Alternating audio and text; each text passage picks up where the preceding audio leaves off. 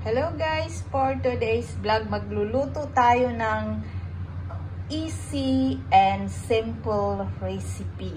Ayan, mabilis ang luto lang po ito at ganito po ang gagawin natin sa ating tuna. Ayan, meron po tayo ditong tuna, sibuyas, bawang, chili at kamatis at ang ating repolyo. So, igigisa lang po natin yan. Igigisa lang po natin ang ating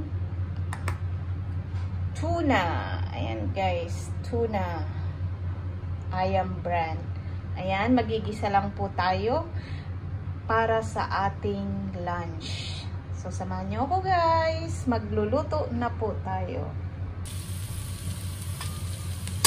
Magisa na tayo ng sibuyas at bawang.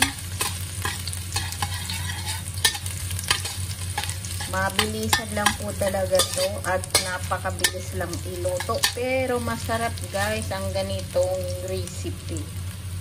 Hindi na kayo mahihirapan mag-isip pa kung anong iluluto nyo. Basta meron po kayong tuna at syempre po may repolyo. So ilagay na po natin ang ating kamatis at chili para medyo maanghang.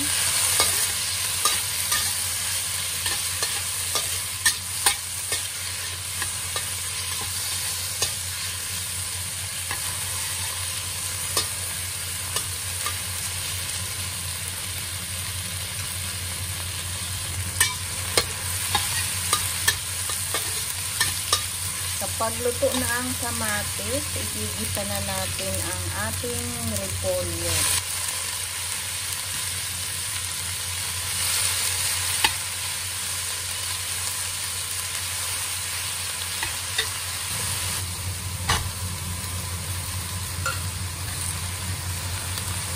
Then, gisa lang natin.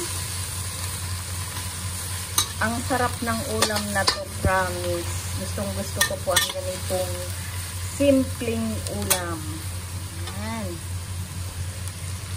Lagyan po natin ng magic sarap, pampadagdag ng sarap.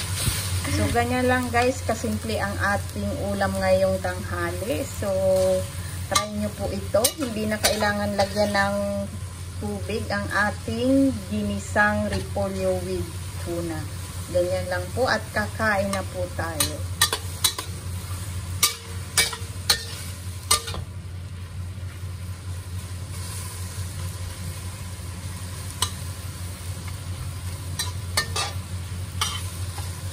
Kain na po tayo guys.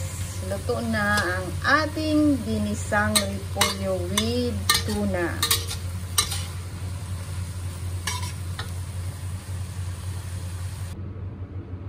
Ito na po yung ating ginisang repolyo with tuna. At syempre po meron tayong rice dahil kakain na po tayo ng pananghalian. Saluhan nyo ako. At syempre po, yan, kapag sinubukan nyo po ito, within 10 minutes may ulam na po kayo at sure po ako na magugustuhan nyo. Napakabilis lutuin, masarap at syempre po, sure ako na mapapa-unli-rice kayo. At kung nagustuhan nyo po ang isinare ko sa inyo ngayong araw, at kung bago pa lang kayo sa aking YouTube channel, please don't forget to subscribe, like, and share po.